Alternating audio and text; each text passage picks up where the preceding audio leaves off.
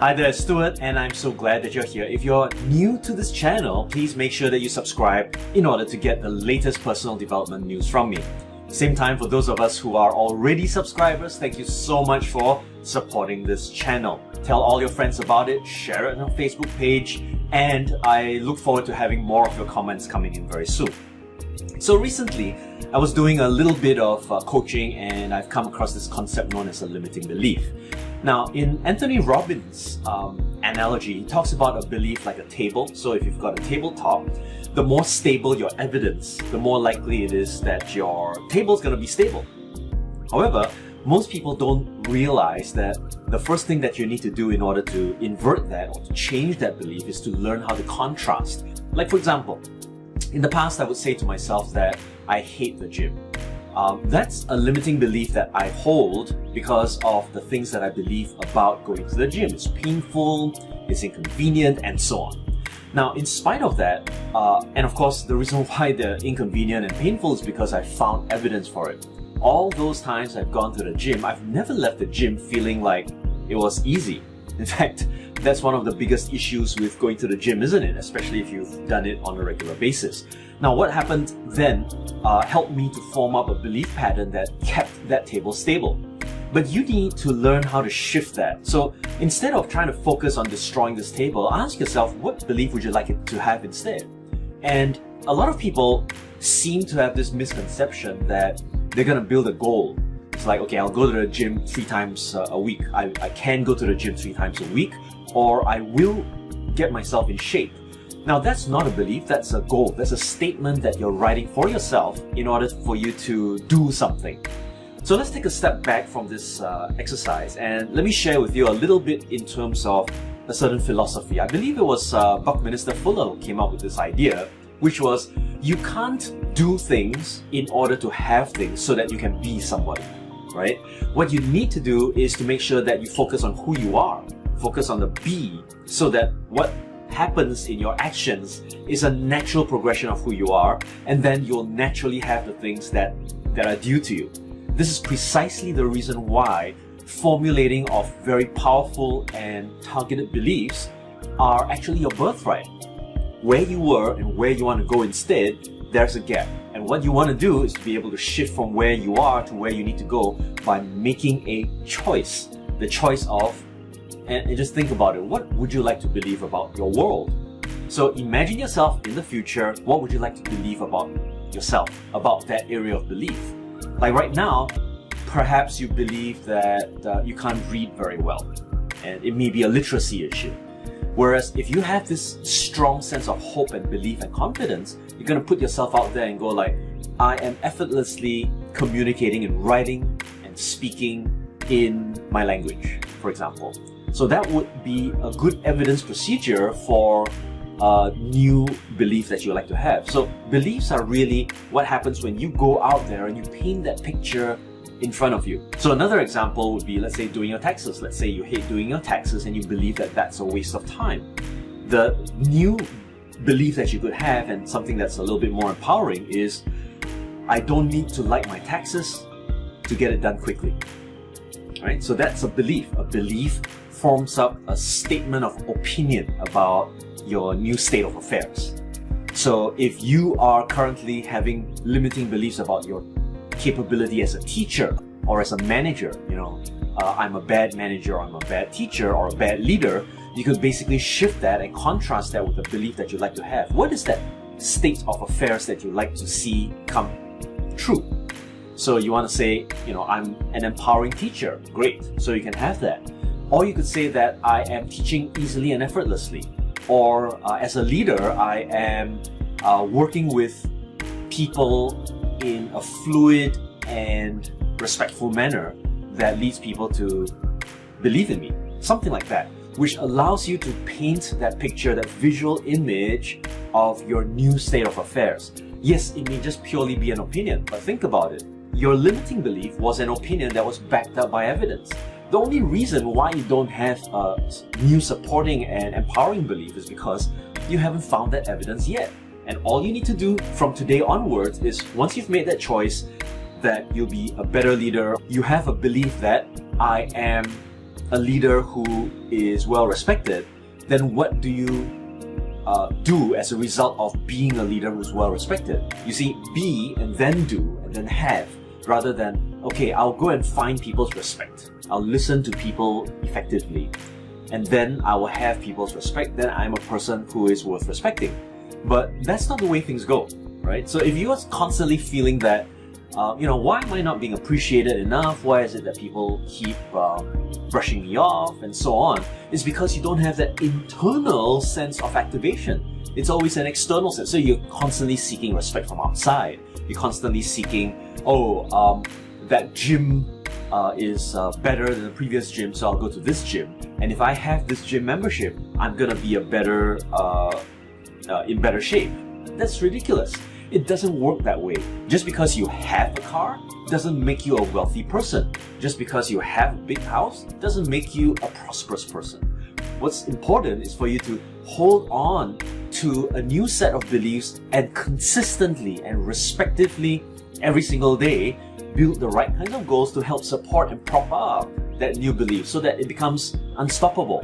But it's not that you haven't achieved that belief. You need to have that belief inside your head in order to decide what to do next. Because if I hold to myself this idea that I am a great coach or I am a great leader, then I will start looking out for things to do that are in tandem with the things that I believe. So I'll share with you a short story.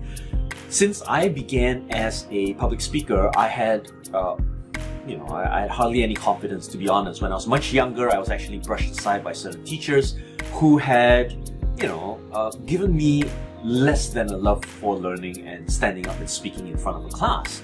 But over a course of time, I came to realize that, wow, this is possible. If I'm genuine enough, I will be able to share whatever comes to mind, and I don't have to be, so pretentious or try to put forward a point which is just in a script that sounds fake. So what I decided to do was to form up a belief that, I can do this. This is easy for me. And while it was not that easy initially, I remember fumbling. I remember going through quite a lot of trauma. I had audience members who were sitting like that, senior audience members. And then what they were doing was they were kind of like bending over and whispering into each other's ears while I was speaking and having this kind of a look on their face, right? So what I decided was that I'm going to take that purely as feedback. What I believe about that is that they are not engaged, and I need to find ways to make them feel engaged. So did that change my belief? No, it did not. It allowed me to shift what I do so that I can get the things that are already within me. So I started off with a belief, a decision that this is me, and therefore this is what I do, and therefore this is what I will get as a result of it. And the do and have is always a feedback loop, right? So over the course of time, I said to myself, how else can I prove that I'm a great speaker? So I decided to run workshops, run courses, take up a trainer-trainer program, study neuro-linguistic programming, go on stage and participate in competitions. Over the course of time, there were many batterings. I mean, I've had situations where people basically told me to get off the stage. On top of that, I've had people who told me that, Stuart, you're too young to be a good speaker. And I said to myself, what? How does that even factor? So the belief that I had was going to help propel the actions that I had. So I didn't necessarily believe everything that other people said. It's almost like if you had this belief that you're lousy in mathematics and you received 100% on your grades, you're gonna go like, nah, this is someone else's paper. But if you have the mentality that you already score distinctions for your mathematics papers, and someone gives you a fail grade, you're gonna go, this guy's outside of his mind. There's no way I failed this. It's probably because he misread me or something. So you're gonna take a look at accepting things into your internal locus of control, which is the things that you feel that you can control and you can own, and you're going to do that with things that make sense to you, that are supportive of you, that are positive of you, that empower you, right? So if your belief is I'm a distinction holder in mathematics, I'm a champion public speaker, you're going to look for evidence that makes that right. But if you are receiving things contrary to that fact, when you receive that fact, you're going to go like, that's not me. I'm going to find something else that makes the result right. And that's the power of shifting your belief. The more you do this, the more likely you come to realize that the beliefs that you shift inherently are already inside of you. It's just whether or not you've decided to take it to the next level. So I remember as I went up on stage and I participated in numerous Toastmasters contests, and I got disqualified. Now, I can take disqualification to say that I'm a lousy speaker, right? But all I did was I took a look at that evidence and I said, well, that's just poor judgment on my part. It's got nothing to do with me being a bad speaker. So I eliminated that evidence by pushing it outside of myself. I chose to accept responsibility that there was something I could change about it, that there was something I could do about it. Then there were times where I basically veered off topic and I said, okay, so it's not because I'm a lousy speaker, I was not so well prepared. So as I started to think of things that I could take charge of, that I could be accountable for, I grew in the sense of responsibility. I grew in the ability to change what I did. My behaviors can change. Your behaviors can change. But in order for you to shift your belief, you've got to be able to take a look at your outcome as a result of certain behaviors. So I know some people are gonna, pick on this. They're gonna tell me, Stuart, so if I believe that I'm 10 feet taller, I will be. Well, yeah, but you gotta think of the behaviors that are gonna get you there. So maybe you go for bone extensions, right? You get an extremely long neck or whatever it is by going through multiple surgeries. Be my guest. I'm not sure how that's gonna make you feel more fulfilled, more loved, and, find meaning in life, but whatever makes you happy, man. The fact of the matter is, if you wanted to, you could do almost anything that helps you to support or actually makes that behavior more plausible. At the same time, there are certain things like, for myself, I don't call myself a computer programmer because I have no need or interest to do that. But ask me to set up a website and I can tell you I can set it up in half a day. People will call me out on that and I'll say, well, there's strategies, right? So I find the strategies, I learn those tactics, and I find the fastest, most efficient way to get certain things done. Conversely, if you're looking at ways to bash yourself up, it's very easy. When someone kind of like snickers in the middle of your public speech, you could take that personally and go like, oh, okay, it's me again. It's always me. I'm never gonna make it. When someone passes you by and says, the speech, well, yeah, good attempt, but come back next year. Wow, that can be an extremely big breach of your own self-esteem if you chose to decide that way, right? So think about Tony Robbins' idea of that tabletop. What new empowering belief would you like to create? What evidence are you going to look for yourself? And you haven't got that evidence yet? Go make the evidence happen by putting yourself in the line of fire, right? Make that choice because you deserve the very best. You deserve to be out there and accomplishing whatever you need.